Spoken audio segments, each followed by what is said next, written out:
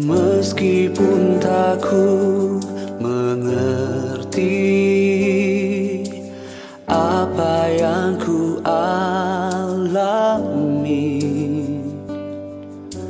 namun ku yakin Tuhan punya rancangan terbaik. Pertolonganku datang darimu, Yesus yang ku percaya. Yang tak mungkin bagiku, semua mungkin bagimu. Hanya Engkaulah jawaban hidupku. Yang tak pernah ku lihat dan tak pernah ku pikirkan, itu yang Kau sediakan bagiku.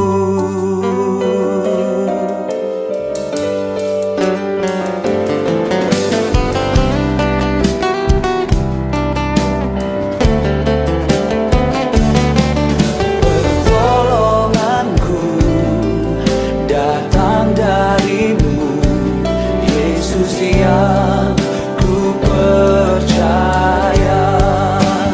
Yang tak mungkin bagiku, semua mungkin bagimu. Hanya Engkaulah jawaban hidupku.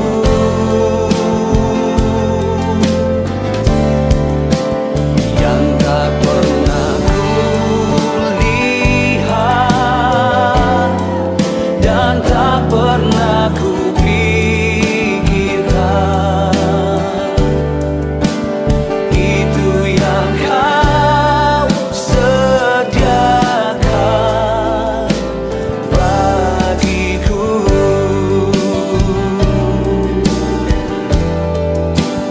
Itu yang Kau sediakan bagiku.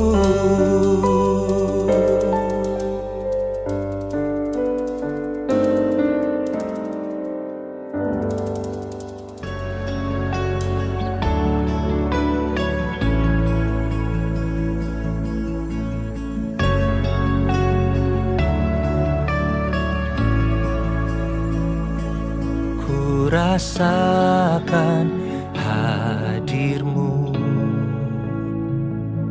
melingkupi jiwaku. Dalam kekudusan kagumku memandang, mulia hadirat-Mu, kuat dan nyata lawatan-Mu. Semesta menyatu di dalam Roh-Mu, menyembah nama Yesus Tuhan.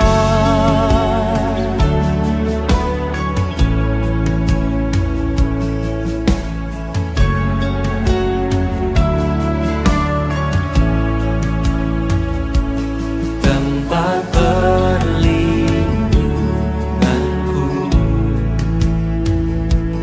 kekuatan jiwaku. Dalam kekudusan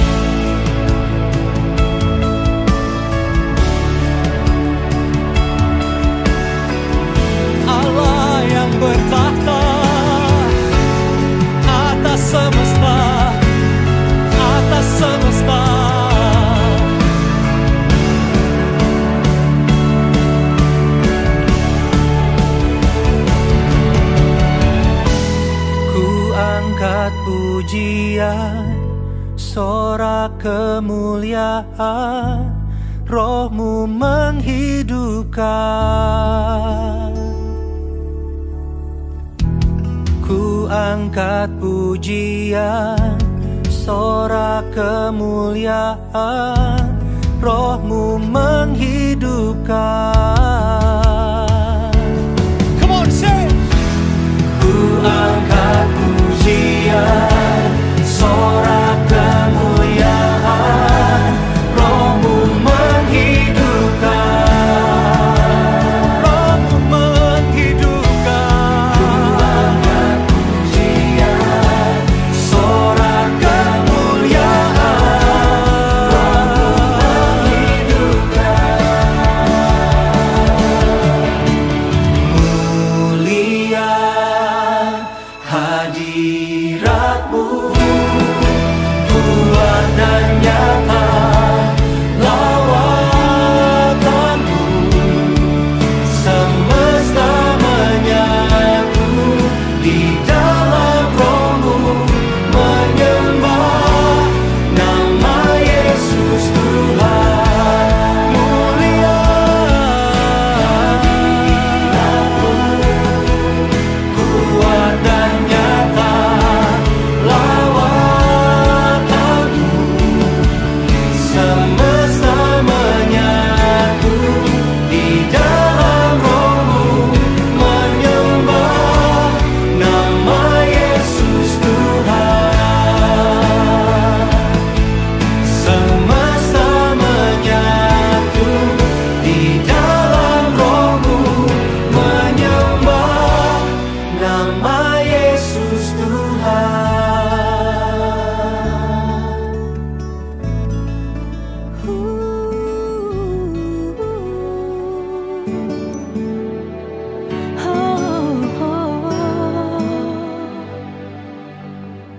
Ku ingin selalu dekat, mendengar suara-Mu Bapa, lebih dari segalanya. Ku ingin mengenal-Mu, rahasia hati-Mu, hanya itu rinduku.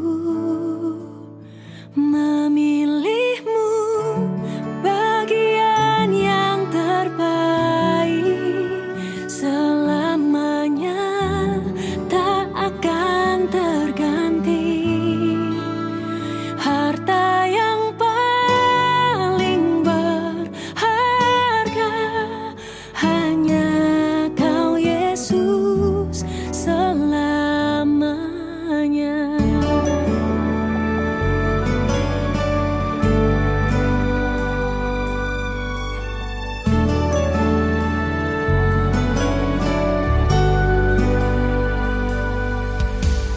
Ku ingin selalu dekat, mendengar suara-Mu Bapa, lebih dari segalanya. Ku ingin mengenal-Mu, rahasia hati-Mu, hanya itu rinduku. Memilih-Mu bagian yang terbaik, selamanya tak akan terganti. Harta yang paling berharga, hanya Kau Yesus selamanya. Takkan ku tukar kesetiaanku, Hanya Kau satu yang ku rindu.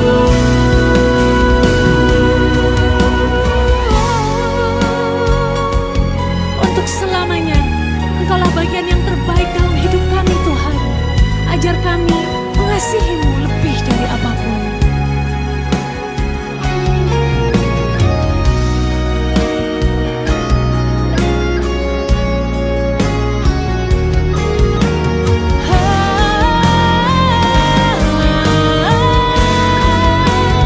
Memilih-Mu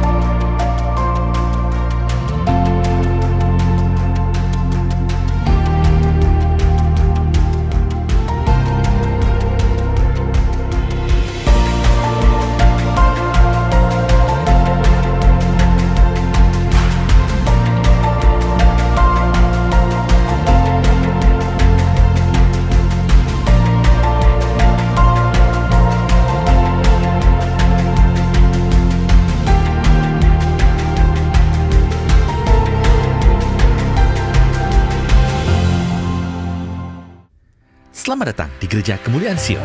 Kita masih beribadah online demi bantu pemerintah kita mempercepat pemulihan negara Indonesia dari pandemi COVID-19. Jangan lupa untuk terus disiplin dalam mentaati peraturan protokol kesehatan dari pemerintah, serta terus menjaga imun terus dengan vitamin, istirahat yang cukup, dan menjaga kebersihan. Saya kembali mengingatkan masyarakat untuk tetap tenang dalam menghadapi berbagai varian baru COVID-19. Tetap disiplin, menjaga protokol kesehatan, dan kurangi aktivitas yang tidak perlu. Bagi yang belum divaksin agar segera divaksin. Bagi yang sudah divaksin lengkap dan sudah waktunya untuk disuntik vaksin penguat, booster, agar segera vaksin booster. Saat ini, kita dihimbau pemerintah untuk waspada terhadap penyebaran virus COVID-19 varian Omikron. Mari terus berhati-hati dan melindungi diri kita sendiri serta orang lain, serta terus menerapkan protokol kesehatan sesuai himbauan pemerintah agar Indonesia bisa lebih cepat lagi pulih dengan sempurna. Dan tahukah saudara, saudara juga bisa menjadi sumber informasi bagi gereja untuk mendapatkan update tentang jemaat-jemaat lainnya yang membutuhkan bantuan, support kesehatan, dukungan doa, bahkan bantuan pulsa untuk bisa ikut ibadah online di masa pandemi ini. Mari kita budayakan peduli pada jemaat-jemaat lainnya dan memberitahukan kepada sekitar gereja atau para leaders di nomor-nomor yang tertera di layar. Gereja juga sudah memfasilitasi banyak cara untuk kita bisa saling bersekutu, saling menguatkan, dan mendoakan satu sama lain di acara penggalian Alkitab yang diadakan setiap Selasa jam 7:30 malam melalui Zoom yang dikoordinir oleh Pendeta Gabriel Irwan, serta doa, pujian, dan penyembahan setiap Jumat jam 7:30 malam melalui Zoom yang dikoordinir oleh Bapak Trukahwis atau Bapak Apin. Bagi para remaja GKS Grogol, yuk hadiri pertemuan Google Meet kita setiap Sabtu jam 9 malam. Kita akan bersama-sama belajar firman dan belajar jadi berkat buat komunitas kita. Marilah di masa-masa sekarang ini, janganlah kita menjauhkan diri dari pertemuan-pertemuan ibadah kita, tapi marilah kita semakin giat bersekutu dan berdoa bagi bangsa kita. Tema gereja kita di tahun 2022 adalah The Year of Victorious Living. Marilah kita masuki tahun yang penuh dengan kemenangan, dengan iman yang dewasa dan kuat terhadap Tuhan kita. Mari juga terus doakan pembangunan gedung ibadah GKS Grogol di Ruko Aldiron Daan Mogot, agar Tuhan memberikan kelancaran, juga kekuatan dan kesehatan bagi seluruh panitia pembangunan gedung yang bertugas. Menjelang Paskah, kita akan mengadakan doa puasa Daniel secara korporat selama 21 hari dari tanggal 27 Maret sampai dengan 16 April 2022. Kita akan berdoa puasa untuk lawatan Tuhan atas bangsa negara serta gereja kita. Di dalam doa puasa, biarlah kita semakin peka sehingga dapat mengerti kehendak dan jalan-jalan Tuhan. Juga bagi saudara yang setiap hari menerima Words of Hope, yuk kita biasakan untuk membagikannya juga kepada sesama jemaat yang membutuhkan, agar kita tetap berpengharapan kuat di dalam Tuhan dalam menghadapi masa-masa penuh tantangan ini. Jangan lupa juga, adik-adik sekolah minggu, setelah ini ada ibadah sekolah minggu ya, jam 11:30 siang. Ibadah online minggu depan akan dilayani oleh Pendeta Dr. Elizabeth Subrata dengan tema Daniel Fast. Mari subscribe YouTube channel ini untuk mudah mendapat update. Program Messages of Hope dapat disaksikan setiap hari Senin dan Kamis jam 6 sore melalui YouTube GKS FBC. Link akan selalu dibagikan sekretariat kepada seluruh jemaat melalui WhatsApp. Mari kita terus saksikan untuk menguatkan dan memberkati kita semua. Kita banyak ucap syukur atas pemeliharaan Tuhan di tahun yang baru ini. Bagi saudara-saudara yang ingin bersyukur kepada Tuhan atas pemeliharaannya sepanjang pandemi ini, saudara dapat menyalurkannya melalui rekening 604283377 atas nama Kemuliaan Sion FBC. Berikut adalah tips mengikuti ibadah secara online. Berkumpul bersama keluarga dan jangan teralihkan dengan kegiatan lain. Penyembahan adalah aktivitas keluarga. Ikut terlibat dalam pujian penyembahan dengan antusias. Mari mengingat bahwa kita sedang mengikuti ibadah, bukan sekedar menyaksikannya. Katakan amin, menyembah bersama, dan catat khotbah, dan ambil waktu untuk berdoa setelah ibadah selesai. Mari jadikan rumah kita sebagai rumah ibadah. Serta mari biasakan mengikuti ibadah sampai akhir doa berkat. Dalam minggu depan, yuk kita kirimkan link ibadah online ini ke lebih banyak orang agar berkat Tuhan bisa disampaikan secara luas. Selamat beribadah.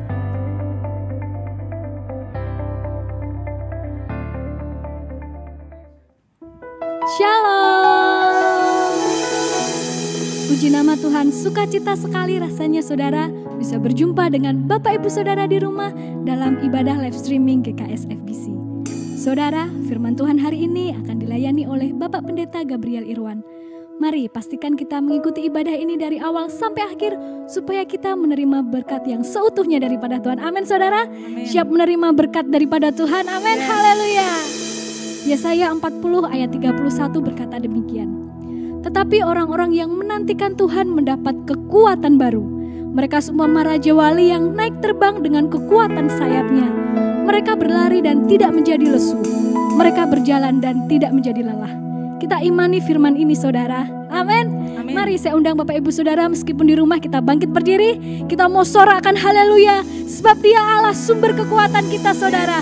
Dia Allah sumber kemenangan kita. Haleluya. Kami datang Tuhan membawa hati yang penuh ucapan syukur Tuhan. Amin.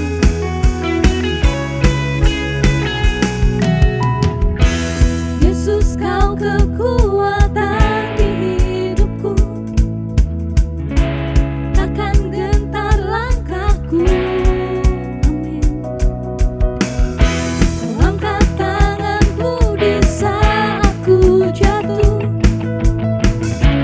Kaulah sumber kuatku.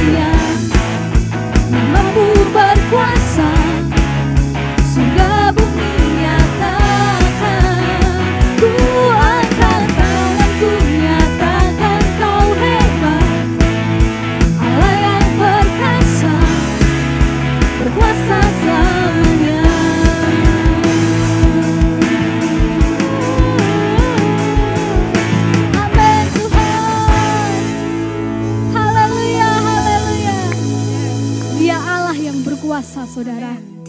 Dia Allah yang memberikan kita kemenangan. Dia Allah yang memberikan kita pemulihan, saudara. Amin. Saudara, mari kita siapkan hati kita. Kita mau masuk dalam hadirat Tuhan. Di dalam hadiratnya ada kesembuhan. Di dalam hadiratnya ada mujizat. Di dalam hadiratnya ada damai sejahtera. Di dalam hadiratnya ada sukacita. Jesus.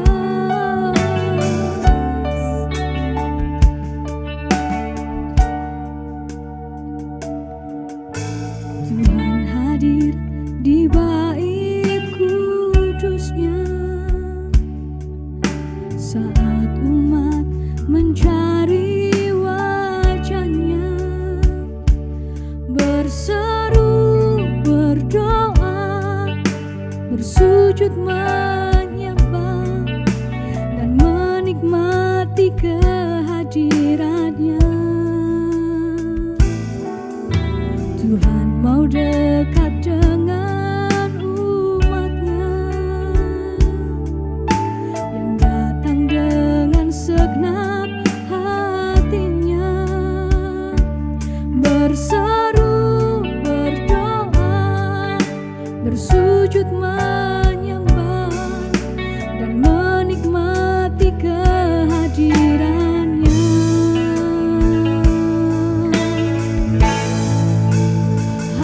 Hadiratmu memenuhiku, hadirat kudusmu penuhi baitmu, dan ku tersungkur menyembahmu. Yang ku nampak hanya kemuliaan-Mu. Kau masuk dalam hadirat-Mu lebih dalam lagi, Tuhan. Tuhan hadir di bait kudusnya saat umat mencari wajahnya, berseru, berdoa, bersujud menyembah dan menikmati kehadirannya.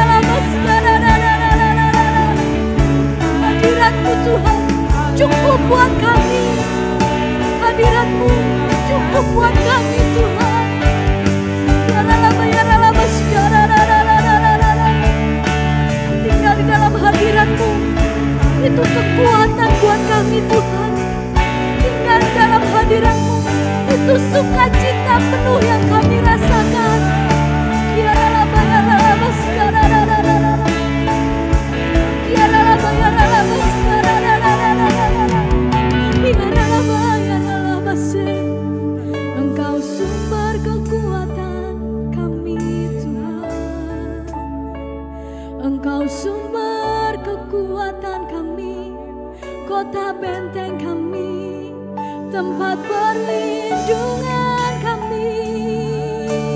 Tuhan, tiada yang lain, hanya nama-Mu, hanya Kau Tuhan, sumber kekuatanku, Jesus.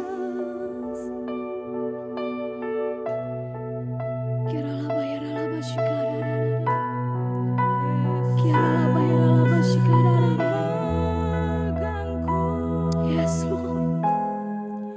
Dalam tangan kanan-Mu kami imani ini, Tuhan. Yesus memberiku kemenangan. Yesus memegangku dengan tangan kananmu. Yesus memberiku kemenangan. Yesus memegangku dengan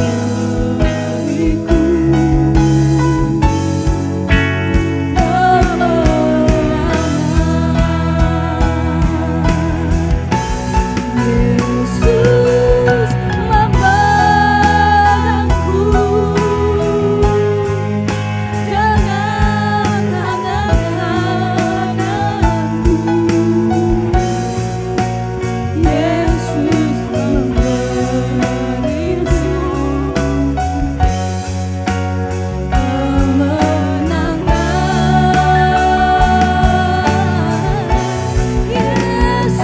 Yesus memegangku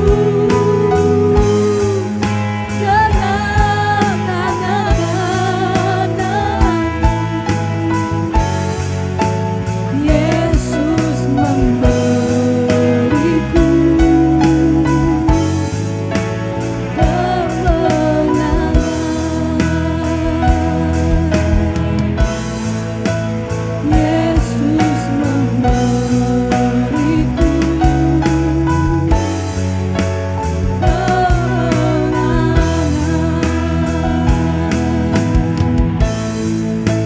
Yesus memberiku kemenangan.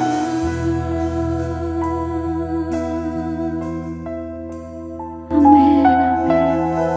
Amin, saudara. Yesus memberikan kita kemenangan, saudara. Amin. Selamat mendengarkan firman Tuhan. Tuhan Yesus memberkati. Shalom. Kita berdoa. Bapa Sorgawi, di dalam nama Tuhan Yesus kami datang kepadamu saat ini. Kami sudah bersama-sama menyembah Engkau. Dan sebentar kami mau mendengar sebagian dari pesan-Mu. Urapi kami semua Bapa. Biar roh hikmat, roh pengertian, roh pewahyuan melingkupi kami semua. Terima kasih Bapa. Di dalam nama Tuhan Yesus kami berdoa dan mengucap syukur kepadamu. Haleluya. Amin. Shalom saudara, selamat pagi. Pada hari ini saya ingin menyampaikan satu topik yang saya percaya ini yang Tuhan taruh di dalam hati saya. Kalau saudara suka dengan judul khotbah, saudara bisa memberi judul khotbah hari ini, yaitu mengapa sulit dewasa rohani. Mengapa banyak anak-anak Tuhan sulit bertumbuh ke arah kedewasaan rohani. Saudara, sungguh suatu kesedihan dan keprihatinan bagi saya. Setelah melayani Tuhan sekian puluh tahun, saya banyak mendapati ada begitu banyak anak-anak Tuhan yang rohani mereka tidak bertumbuh sebagaimana semestinya. Banyak di antara mereka yang sudah lama sekali menjadi Kristen, lebih dari 3 tahun, bahkan lebih dari 10 tahun. Dan seperti kata Rasul Paulus, kalau ditinjau dari sudut waktu, kamu ini sudah seharusnya menjadi seorang pengajar. Tapi kamu ini masih butuh susu dan bukan makanan keras. Artinya apa? Mereka tidak mengalami pertumbuhan sebagaimana yang Tuhan inginkan dari mereka. Nah, pada hari ini kita akan sama-sama belajar mengapa ada begitu banyak anak-anak Tuhan yang mengalami kemandekan dalam hal kerohanian. Padahal kita semua tahu bahwa Tuhan merindukan kita untuk terus bergerak maju dari kemuliaan kepada kemuliaan, dari iman kepada iman, dari kekuatan kepada kekuatan, dan terus bergerak maju ke arah kedewasaan rohani dan mencapai karakter seperti Tuhan kita Yesus Kristus. Saudara, ada beberapa ciri orang yang tidak bertumbuh rohaninya.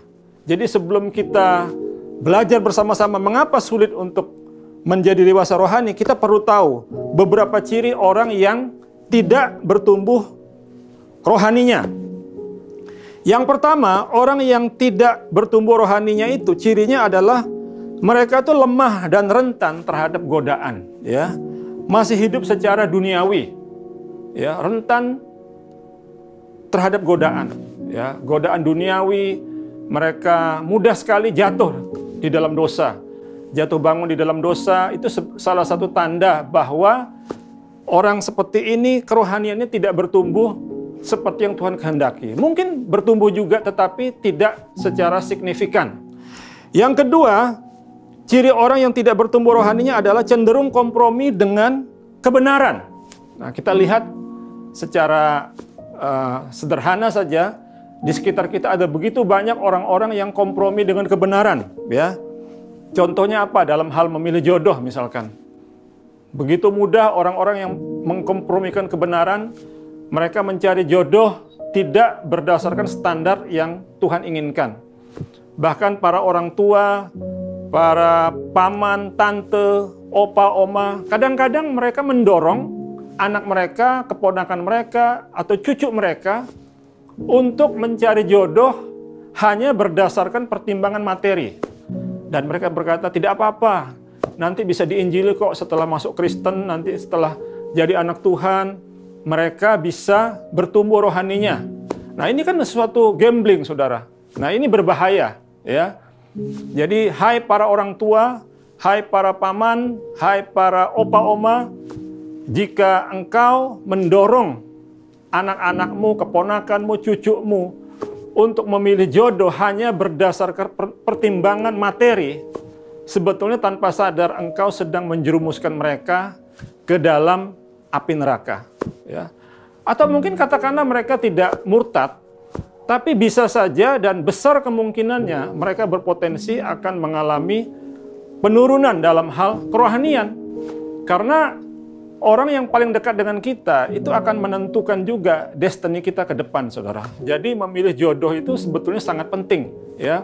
Bukan sekedar sesama anak Tuhan sebetulnya, bukan hanya sekedar satu iman, tetapi idealnya kalau engkau ini seorang wanita, idealnya mencarilah pasangan hidup seorang pria yang rohaninya lebih tinggi daripada engkau. Supaya apa? Karena di dalam rumah tangga itu seorang suami adalah nahkoda. Jadi dia bisa menuntun engkau ke arah yang Tuhan kehendaki. Kemudian juga di dalam hal memilih pekerjaan. Banyak juga orang kompromi dengan kebenaran. Dia sudah tahu ini perusahaan memakai cara-cara ilegal, tapi karena pertimbangan gaji yang tinggi, akhirnya dia mengkompromikan kebenaran, ya. Saya ingat dulu Pak Pendeta Adi Manuhutu pernah berkata begini, kalau engkau adalah seorang pengusaha toko, dan engkau seorang anak Tuhan, dan engkau sering berkoar-koar, ya, jangan merokok, karena merokok itu merusak bait Roh Kudus, merokok itu merusak bait Allah. Sedangkan engkau sendiri berjualan rokok, sebetulnya tanpa sadar, engkau sudah menjadi batu sandungan buat saudara-saudaramu yang lain. Nah, jadi kita dalam hal seperti ini, kita mesti punya kewaspadaan rohani, ya. Jadi orang yang rohaninya tidak bertumbuh itu cenderung kompromi dengan kebenaran, ya. Juga dalam hal berpacaran. Saya dulu kenal ada tetangga saya waktu saya masih tinggal di Surabaya. Mereka berdua adalah anak Tuhan, ya. Tetangga saya itu wanita Kristen, pacarnya juga Kristen. Tapi mereka bisa berlibur bersama-sama berduaan ke Bali. Bayangkan, saudara. Saya berpikir, apa saya ini yang terlalu fanatik atau apa, tetapi itu realita, saudara. Dan mereka selalu berkata, ya ini kan kami sudah pacaran, kami sudah tunangan. Kami orang tua kedua belah pihak sudah setuju. apalagi yang kami mesti khawatirkan. Nah, saudara dengar baik-baik. Kalau engkau adalah seorang anak Tuhan yang mau mengikuti standarnya Tuhan, ya, jangan sampai apa yang kita lakukan itu menjadi batu sandungan buat orang lain. Katakanlah mungkin engkau tidak melakukan sesuatu tindakan tercela, tetapi apa yang kita lakukan itu, misalkan berlibur bersama, ya, tanpa ikatan pernikahan, itu bisa menjadi batu sandungan buat saudara-saudara seiman kita yang lain. Ingat baik-baik bahwa hubungan intim suami istri itu hanya sah dilakukan setelah selesainya pemberkatan nikah, saudara. Ya, nah banyak anak-anak Tuhan itu kompromi dengan kebenaran. Kenapa? Karena ini ciri dari orang yang rohaninya tidak bertumbuh. Nah, kemudian apalagi yang ketiga? Ciri orang yang tidak bertumbuh rohaninya itu tidak produktif dalam menghasilkan buah. Ya, kita tahu ada yang namanya buah roh, buah karakter, dan juga buah pertobatan. Ya, mungkin mereka ada menghasilkan ya buah. Tetapi kalau ditinjau dari sudut waktu, sangat sedikit buah yang dihasilkan, ya, tidak sesuai dengan harapan Tuhan. Nah, itu tanda-tanda dari orang yang, atau ciri dari orang-orang yang tidak bertumbuh rohaninya. Nah, sekarang kita akan masuk kepada apa yang saya ingin bagikan, saudara. Mengapa ada banyak anak Tuhan yang tidak bertumbuh rohaninya? Ya, padahal mungkin mereka sudah ikut kelas pemuritan, Bible study, Bible class, School of Ministry, sekolah Alkitab, bahkan sekolah teologi. Nah, kadang-kadang saya berpikir begini, apakah ini salah dari gereja? Ya. Tapi kalau kita mau jujur, banyak gereja, walaupun mungkin belum sangat ideal, belum ideal sekali, tetapi menurut saya banyak gereja itu sebetulnya sudah memberikan fasilitas atau hal-hal yang perlu dilakukan dari pihak gereja untuk pertumbuhan rohani jemaatnya. Ya, kalau kita lihat ya dari khotbah minggu, kemudian di tengah minggu ada mungkin semacam pendalaman Alkitab atau kebaktian tengah minggu, belum lagi dari grup-grup WA, ya, grup-grup di Facebook, di media sosial dan sebagainya. Sebetulnya kalau kita punya kerendahan hati, kalau kita bisa menyimak dengan baik, hal-hal seperti itu sebetulnya tanpa kita sadari merupakan suatu pemuritan. Ya, dan itu bisa membuat rohani kita naik sebetulnya. Tetapi yang sangat disayangkan, yang sangat saya prihatinkan, banyak anak-anak Tuhan yang walaupun mereka berada di gereja-gereja yang katakanlah diberkati secara pengajaran, ya, mereka dilimpahi dengan kebenaran-kebenaran yang luar biasa, tetapi kerohanian mereka tidak begitu bertumbuh. Nah, mengapa ada banyak anak-anak Tuhan yang tidak bertumbuh kerohaniannya? Padahal ditinjau dari sudut waktu, seperti kata Rasul Paulus, sudah seharusnya menjadi seorang pengajar firman. Nah, yang pertama, saya mau baca buat saudara dari Ibrani pasal 5 ayat 11 sampai 14. Ibrani 5 ayat 11 sampai 14. Ternyata saudara, di zamannya Rasul Paulus, di zamannya kitab Perjanjian Baru ditulis, hal seperti ini sudah terjadi juga, saudara. Ternyata di zaman dulu juga terjadi banyak anak-anak Tuhan yang rohani mereka tidak bertumbuh seperti yang Tuhan inginkan. Saya bacakan ya, tentang hal itu banyak yang harus kami katakan. Banyak, saudara. Penulis Ibrani berkata banyak hal yang harus dikatakan, yang harus diajarkan. Harus diajarkan. Tetapi yang sukar untuk dijelaskan, sukar. Kenapa, saudara? Karena kamu telah lamban. Nah, saudara boleh garis bawahi kata telah lamban. Lamban itu apa, saudara? Lamban itu ya lelet, lambat, ya tidak sigap, tidak lincah, tidak cepat gitu ya. Karena kamu ini telah lamban dalam hal mendengarkan. Jadi saudara, ada yang namanya kelambanan rohani, saudara. Ada yang namanya kelambanan di dalam hal mendengarkan. Tentu ini bukan mendengarkan secara fisik ya, secara jasmani. Tetapi ini mendengarkan secara rohani. Nah, kenapa ada orang-orang yang lamban dalam hal mendengarkan? Karena mereka tidak punya yang namanya kecerdasan rohani. Mereka tidak punya yang namanya roh hikmat dan roh pewahyuan untuk bisa mengenal Tuhan dengan benar. Oleh karena itu saya dorong saudara, sangat penting buat kita semua untuk selalu minta dari Tuhan yang namanya roh hikmat dan roh pewahyuan. Supaya apa? Supaya kita disembuhkan dari yang namanya kelambanan dalam hal mendengarkan. Nah, saya lanjutkan ya.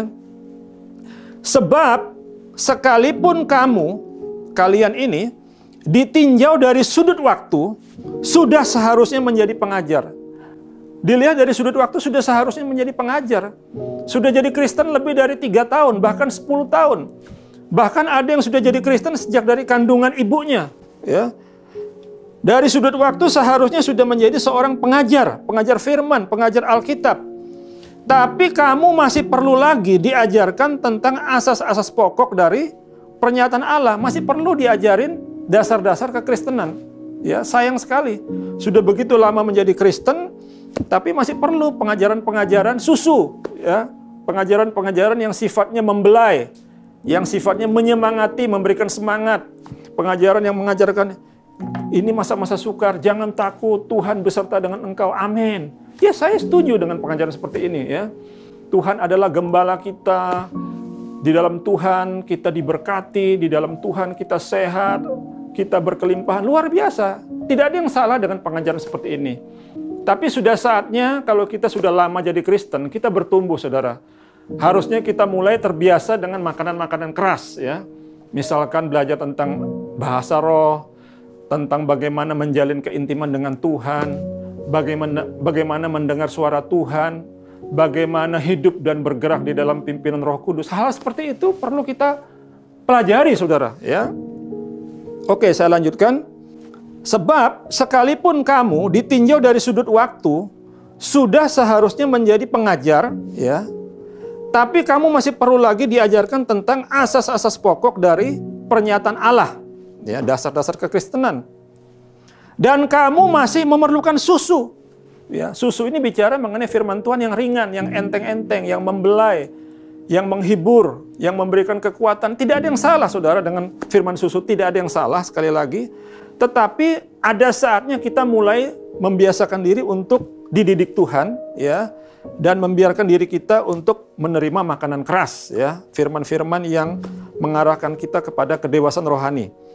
Sebab barang siapa masih memerlukan susu, ia tidak memahami ajaran tentang kebenaran. Saudara, keras ini pengajaran. Orang yang masih memerlukan susu, dia tidak memahami ajaran tentang kebenaran. Sebab ia adalah anak kecil, saudara. Ingat, saudara, kita semua sedang menantikan pengangkatan gereja, saudara, ya. Dan percayalah bahwa pengangkatan itu hanya diperuntukkan buat anak-anak Tuhan yang sudah dewasa rohani. Kenapa? Karena ketika pengangkatan itu selesai, maka terjadi yang namanya pesta perjamuan nikah anak domba. Dan Tuhan Yesus sebagai mempelai pria tidak mungkin menikah atau kawin dengan anak-anak. Dia pasti akan menikah dengan mempelai wanita yang sudah dewasa, ya. Jadi perlu sekali kita dewasa secara rohani, saudara, ya. Kita bertumbuh, kita minta Tuhan didik kita ke arah kedewasaan rohani.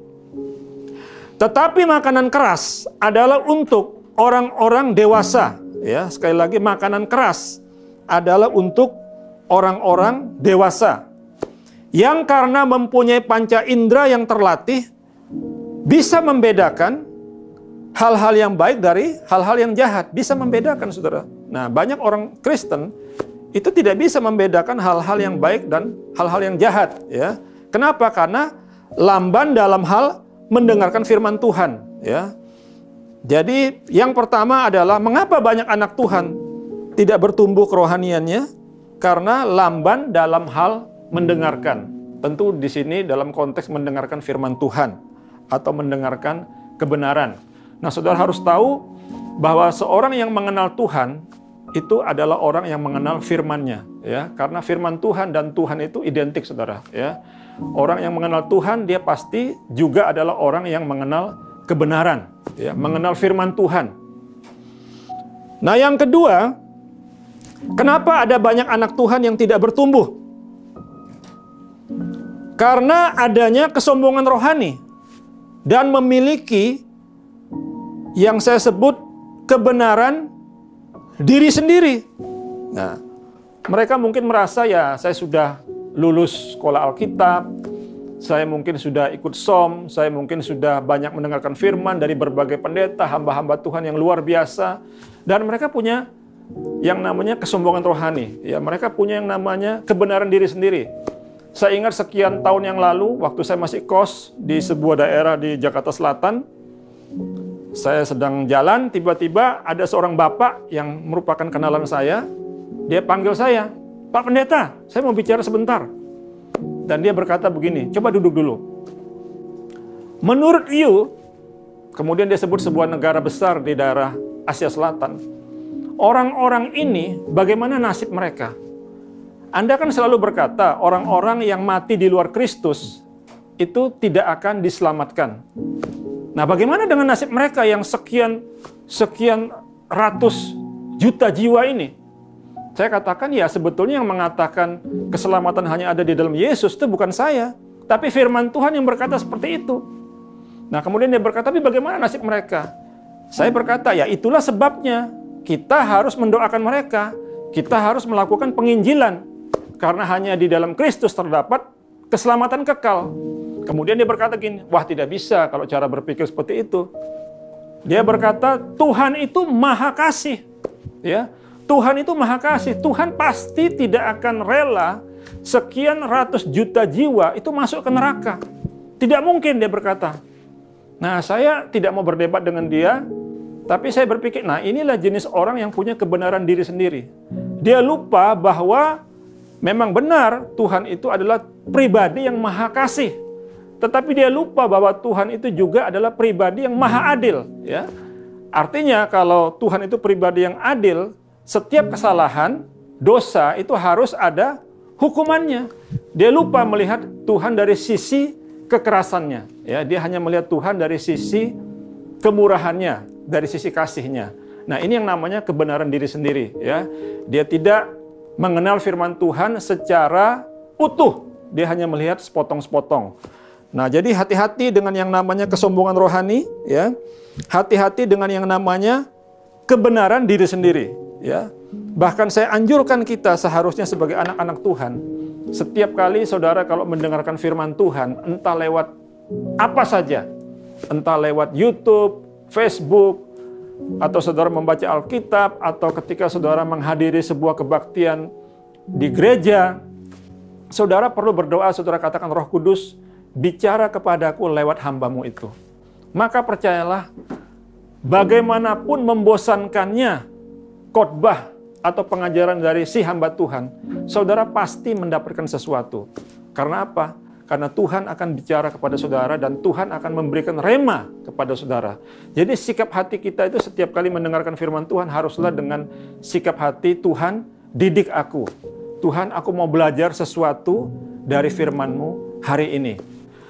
Nah, baik, berikutnya, mengapa banyak anak Tuhan yang tidak bertumbuh secara kerohanian?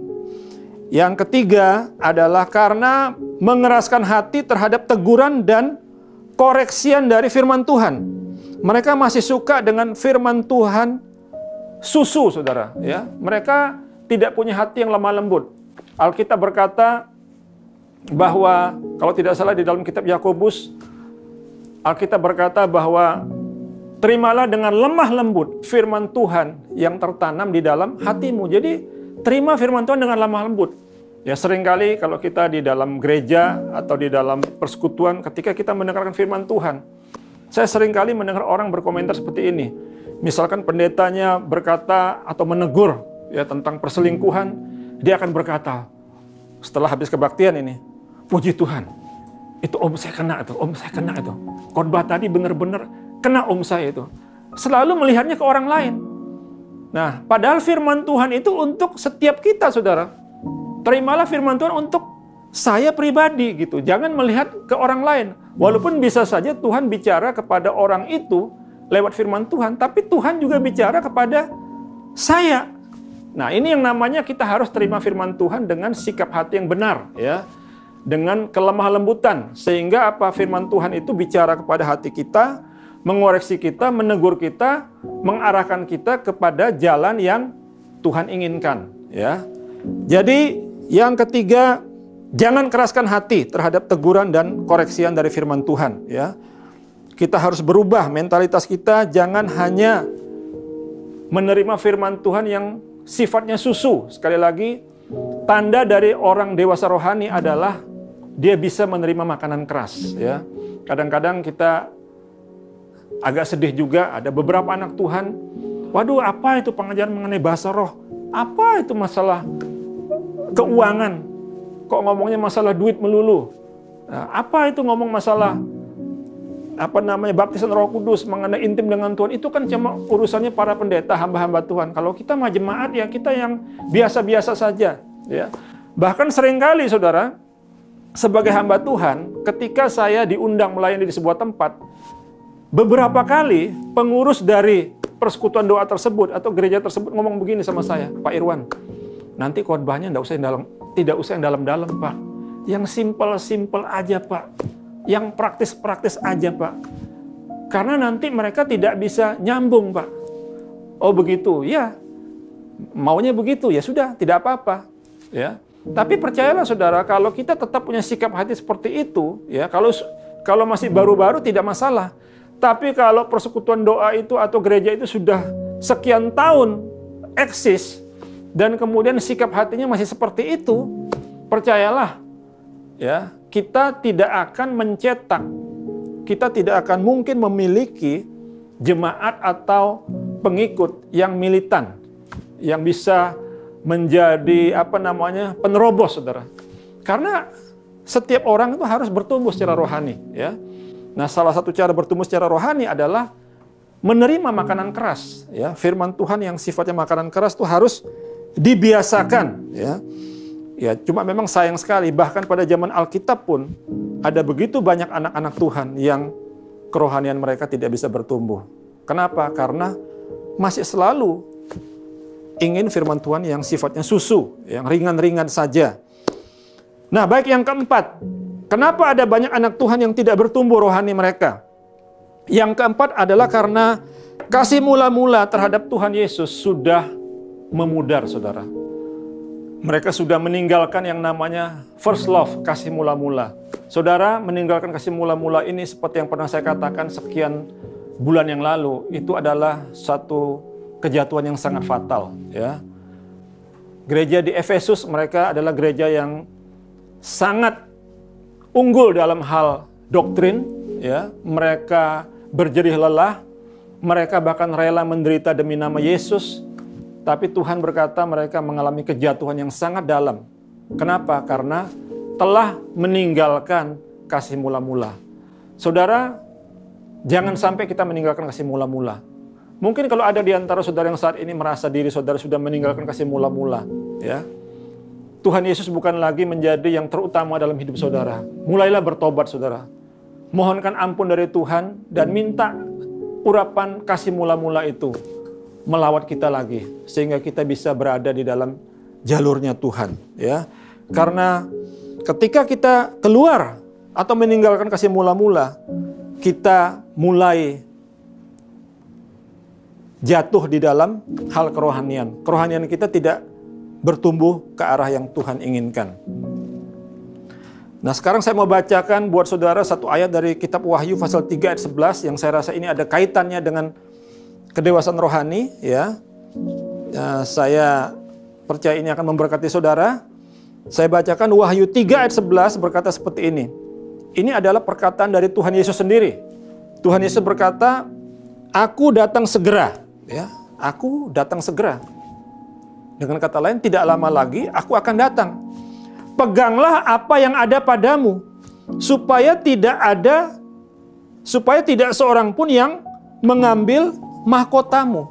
Saudara, Tuhan Yesus berpesan di sini, aku datang segera. Kemudian dia berkata, pegang baik-baik apa yang ada padamu, supaya tidak ada seorang pun yang mengambil mahkotamu atau upahmu. Ya, saya ingat sekian tahun yang lalu seorang hamba Tuhan namanya Kathryn Kuhlman, dia pernah berkata begini, dia adalah seorang penginjil wanita yang diurapi Tuhan luar biasa, dipakai dalam healing ministry. Satu kali ada seorang wartawan bertanya kepada Kathryn Kuhlman, ya, ibu ini adalah seorang yang diberkati Tuhan, diurapi Tuhan luar biasa, pelayanan ibu sudah memberikan dampak secara internasional dan ibu luar biasa dipakai Tuhan. Tapi kemudian dia berkata begini, tahukah Anda bahwa sebenarnya Kathryn Kuhlman yang seharusnya bukan berada di tempat ini. Harusnya yang punya pelayanan seperti ini adalah seorang yang lain. Tapi ketika orang itu Tuhan minta untuk melayani dalam pelayanan seperti ini, dengan berbagai alasan mereka menolak. Sehingga akhirnya Tuhan memilih saya. Jadi saya ini sebetulnya bukan pilihan pertama, tapi pilihan berikutnya. Dan saya meresponi panggilan Tuhan itu. Dan jadilah saya seperti Kathryn Kuhlman yang kalian semua lihat hari ini. Jadi hati-hati dengan yang namanya panggilan Tuhan, ya. Mandat Tuhan itu harus kita pegang baik-baik supaya apa, saudara? Supaya tidak seorang pun yang mengambil mahkota kita. Ya, ingat, Tuhan Yesus akan segera datang. Peganglah apa yang ada padamu, supaya tidak seorang pun yang mengambil mahkotamu. Karena mahkota kita bisa hilang, saudara. Ya, mahkota kita bisa hilang. Walaupun mungkin keselamatan kita tidak hilang, tapi kalau kita tidak pegang erat-erat mahkota kita bisa diambil orang lain. Ya, Tuhan bisa berikan mandat yang harusnya untuk saudara, Tuhan berikan kepada orang lain kalau saudara tidak meresponi dengan tepat apa yang menjadi panggilan Tuhan.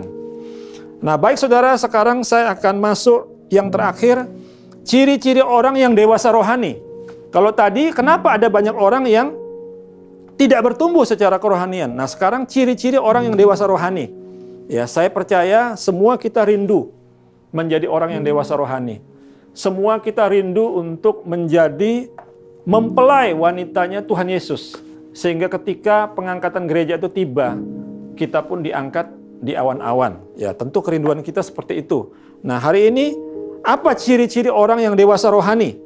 Orang yang dewasa rohani, ciri-cirinya adalah yang pertama, dia punya kemampuan di dalam menghadapi tekanan dan persoalan. Ya. Jadi saudara, tentu pengetahuan Alkitab itu penting. Ya. Pengetahuan Alkitab itu penting, pengetahuan firman Tuhan itu penting.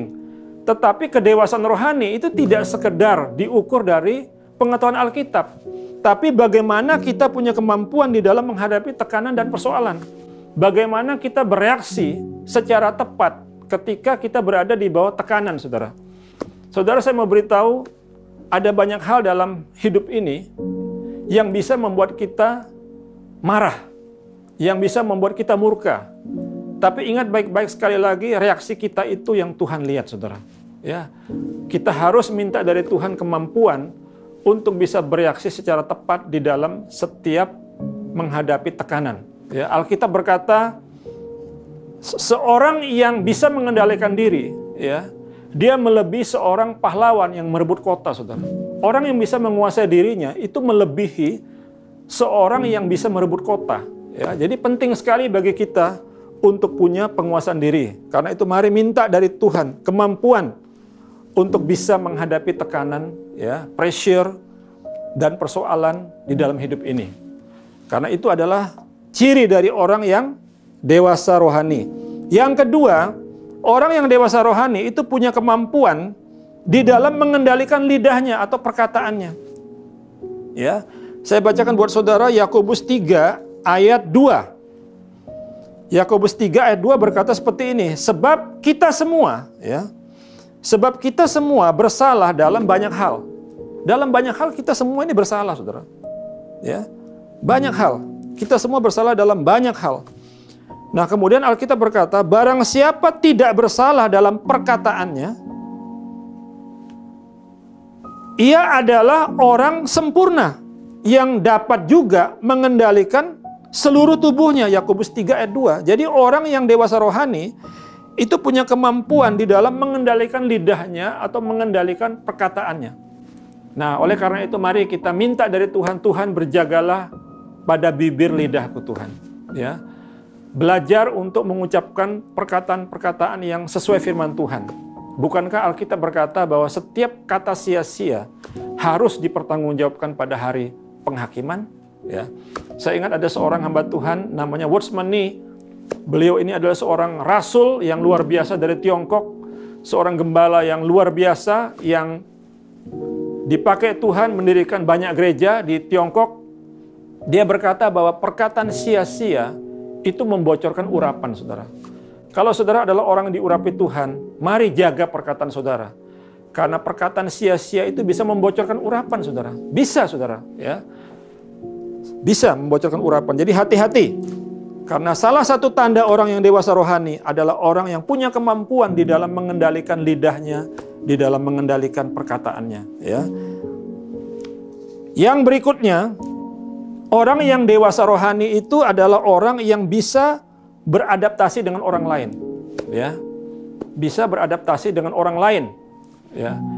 Dia bisa, ini adaptasi ini bukan dalam arti kompromi ya, tapi beradaptasi dengan orang lain, dengan berbagai level rohani orang lain.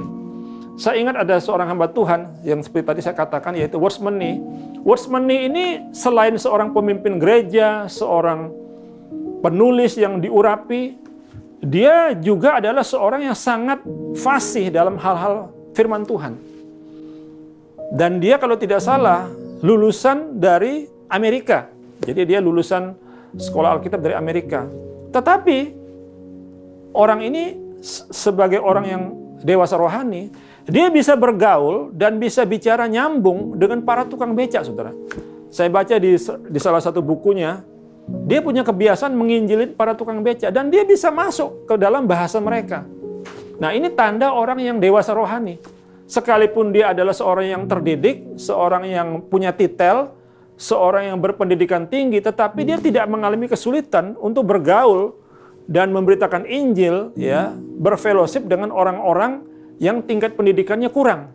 Nah, ini tanda orang yang bisa adaptasi. Ini orang yang dewasa rohani, ya. Nah, mari kita minta dari Tuhan kemampuan seperti itu, saudara, ya. Bisa adaptasi dengan berbagai level rohani orang lain. Kemudian yang berikutnya, orang yang dewasa rohani itu bisa menerima makanan keras. Ya, tadi sudah saya sampaikan bahwa sudah saatnya kita terbiasa dengan yang namanya makanan keras. Bukan sekedar firman-firman yang membelai, yang menguatkan, yang menghibur. Tapi kita sudah harus mulai membiasakan diri untuk menerima makanan-makanan atau pengajaran-pengajaran yang sifatnya mendewasakan kita, ya. Dan yang terakhir, seorang yang dewasa rohani sudah pasti, ya, adalah seorang yang selalu mengandalkan Tuhan dalam segala hal, ya. Seorang yang punya keintiman dengan Tuhan. Nah, saudara, orang yang dewasa rohani, dia pasti punya keintiman dengan Tuhan.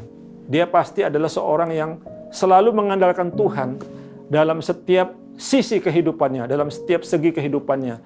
Dia orang yang pasti bergaul dengan firman Tuhan, ya. Dia bukan orang yang sekedar ngeroh saja, tapi orang yang juga punya dasar firman Tuhan, ya. Banyak kali kita ketemukan dalam kehidupan kita sehari-hari, banyak orang yang mengklaim dirinya sebagai orang yang rohani, ya, yang sedikit-sedikit berkata, saya dapat penglihatan, saya dapat suara Roh Kudus. Tapi seringkali apa yang mereka katakan itu tidak ada dasar firman Tuhannya, ya. Nah, kita harus menjadi seorang Kristen yang seimbang, saudara. Penuh Roh Kudus, tapi juga penuh dengan firman Tuhan, ya. Jadi orang yang dewasa rohani sudah pasti mengandalkan Tuhan dalam setiap segi kehidupannya. Dia punya keintiman dengan Tuhan dan juga dia punya keintiman dengan firman Tuhan, saudara.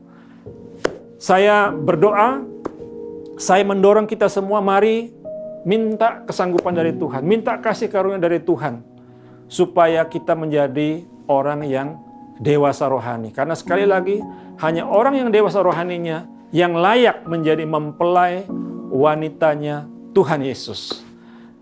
Sekarang saya mau berdoa buat kita semua. Bapa Sorgawi, di dalam nama Tuhan Yesus Kristus, hamba-Mu sudah membagikan firman-Mu pada hari ini.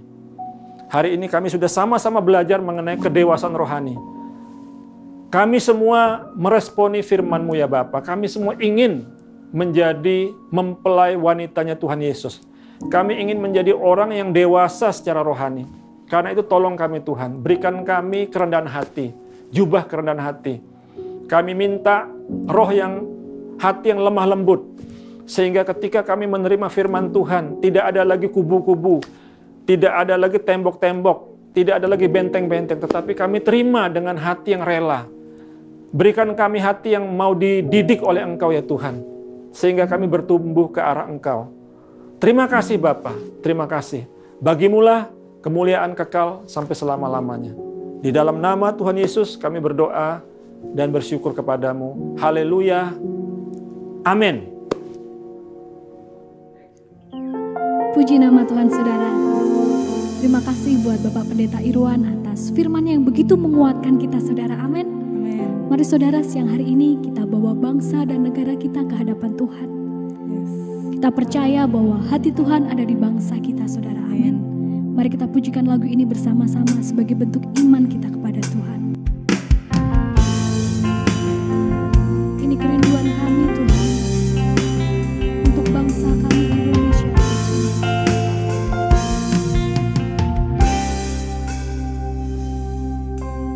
Yesuslah Tuhan yang layak ditinggikan, layak disembah oleh suku-suku bangsa. Dengan darah-Mu Kau telah tebus dosaku, genapi Tuhan firman-Mu atas negeriku. Hatiku rindu melihat kemuliaan-Mu, hatiku rindu melihat curahan kuasa-Mu di tanah tercinta, negeriku Indonesia. Ku berdoa Indonesia, penuh kemuliaan-Mu Indonesia, bagi kemuliaan-Mu. Indonesia bagi kemuliaan-Mu Tuhan. Yesuslah Tuhan yang layak ditinggikan, Dia layak disembah. layak disembah oleh suku-suku bangsa. Dengan darah-Mu Kau telah tebus dosaku, genapi Tuhan firman-Mu atas negeriku. Ya Allahku, nyatakan kemuliaan-Mu.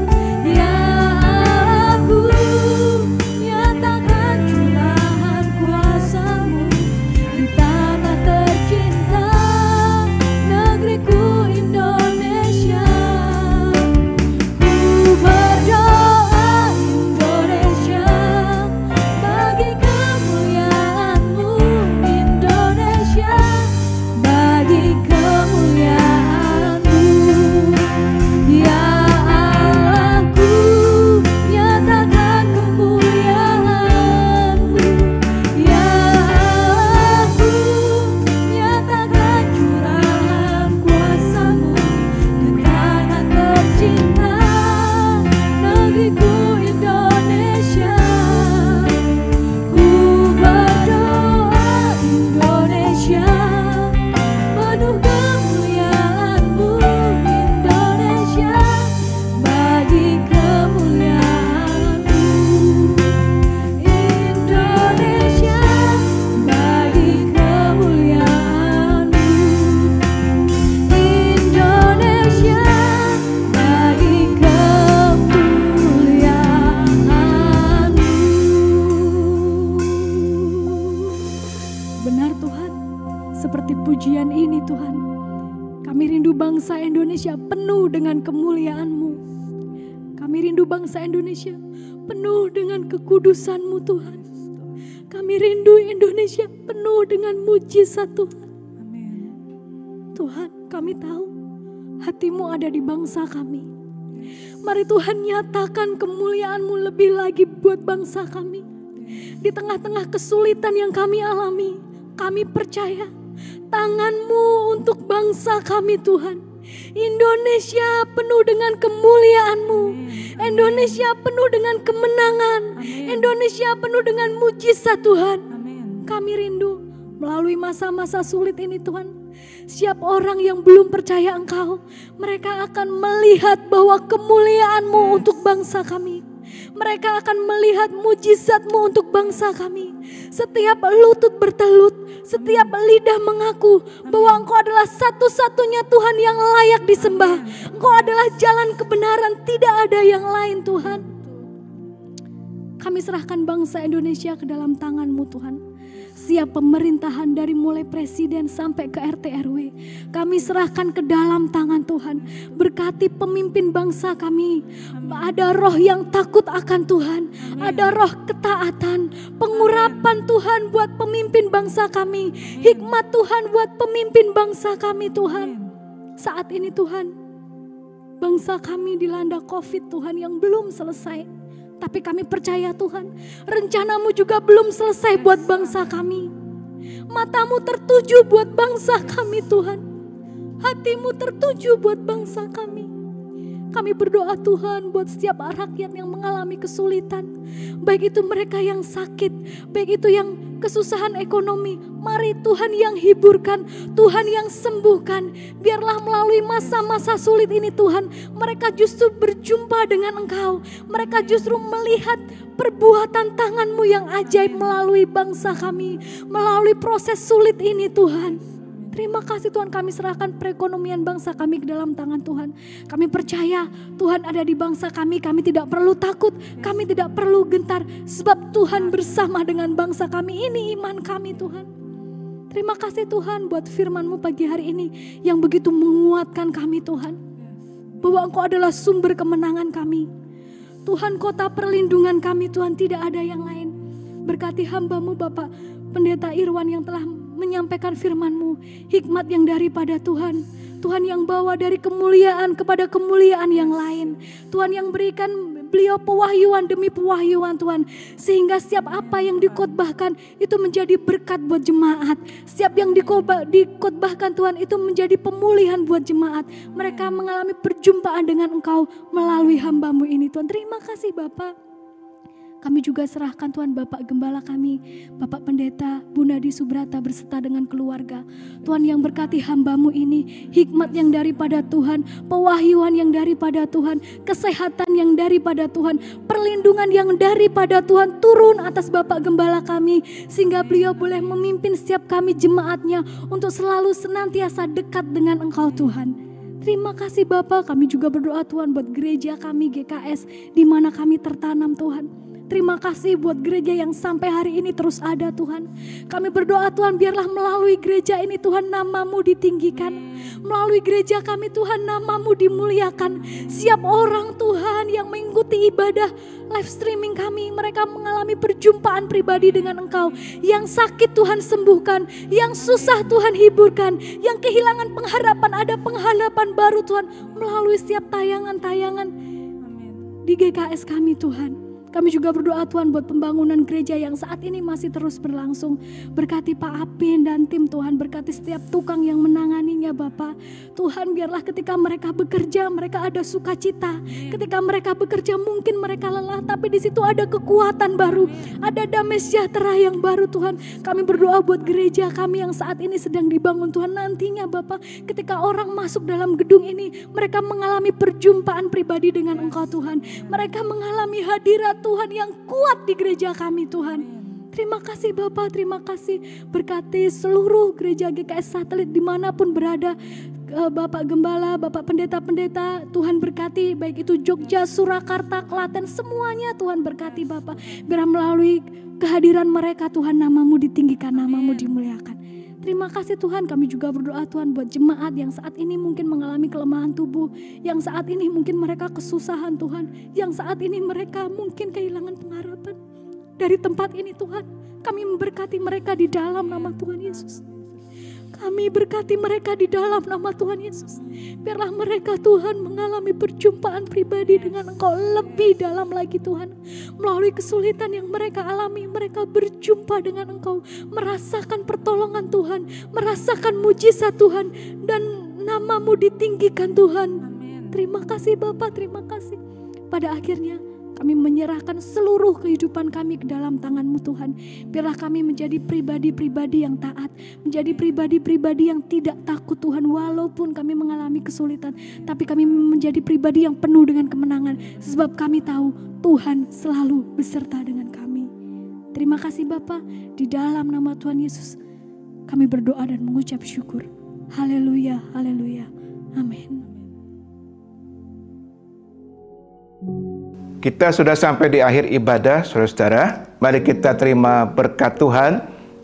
Terimalah berkat yang besar dari Allah Bapa, kasih dari Tuhan Yesus, dan persekutuan bersama Roh Kudus menyertai kita semua, mulai hari ini sampai selama-lamanya. Haleluya. Amin. Sampai jumpa dalam ibadah online berikutnya, dan Tuhan memberkati. Terima kasih saudara telah mengikuti ibadah ini sampai akhir. Bagi saudara-saudara yang ingin mengucap syukur kepada Tuhan dengan mendukung pelayanan gereja, saudara dapat menyalurkannya melalui rekening 6042833777 atas nama Kemuliaan Sion FBC.